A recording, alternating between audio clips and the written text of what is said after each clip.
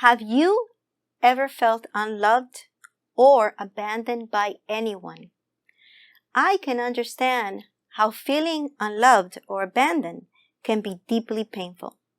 Those feelings often arise from unmet expectations, broken relationships, or loneliness, and they can leave you feeling isolated and vulnerable. Let's turn to God and seek support for these emotions, for they are valid. Deuteronomy 31 verse 6 says, "Be strong and courageous.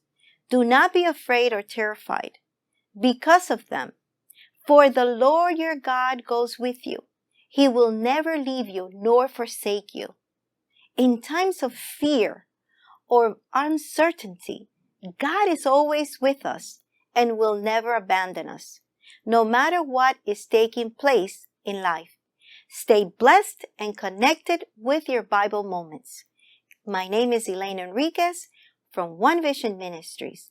You can find us on TikTok, YouTube, or Facebook. God bless you, and I'll see you there.